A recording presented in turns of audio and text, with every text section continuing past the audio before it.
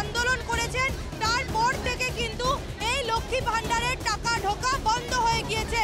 আন্দোলন শুরু হওয়ার পর থেকে লক্ষ্মী ভান্ডারের টাকা ঢোকেনি সন্দেশখালীর মহিলাদের ব্যাংক অ্যাকাউন্টে। কি কারণে বন্ধ হলো? সোমবার ফের শাসক দলের বিরুদ্ধে গর্জে উঠলেন সন্দেশখালীর মহিলারা। আন্দোলনের পথে হাঁটাটাই কি কাল হলো তাদের? তার মধ্যে অধিকাংশ জিপির যারা মহিলারা রয়েছেন তাদের অভিযোগ, আন্দোলন করার পর থেকে লক্ষ্মীর ভান্ডারের টাকা বন্ধ হয়ে গিয়েছে এবং তাই তারা আজকে যে বই রয়েছে ব্যাংকের বই তা নিয়ে প্রতিবাদ করছেন। আমাদের আন্দোলন করার পর থেকে বন্ধ হয়েছে।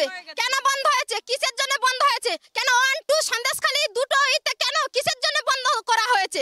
আমাদের আন্দোলন করেছি বলে তার জন্য কি মমতা দিদি বন্ধ করেছে?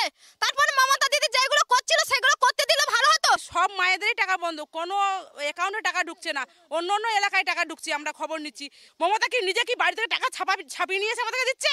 আমাদের টাকা নিয়ে আমাদেরকে দিচ্ছে।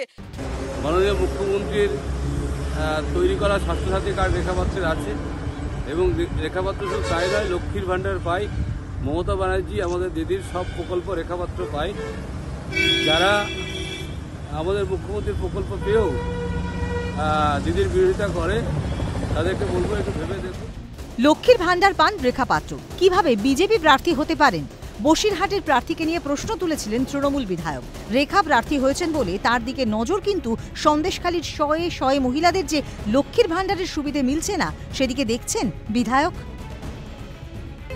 সরকারের প্রকল্প, কোনো দলের নিজস্ব প্রকল্প নয়। ফলেও তো যারা সাধারণ মহিলারা রয়েছেন সন্দেশখালীর, তাদের কেন 2 মাস ধরে প্রতিবাদ করার পর থেকে লক্ষ্মীর ভান্ডার দেওয়া হচ্ছে না, প্রশ্ন তুলছেন আপামর সন্দেশখালীর মহিলারা।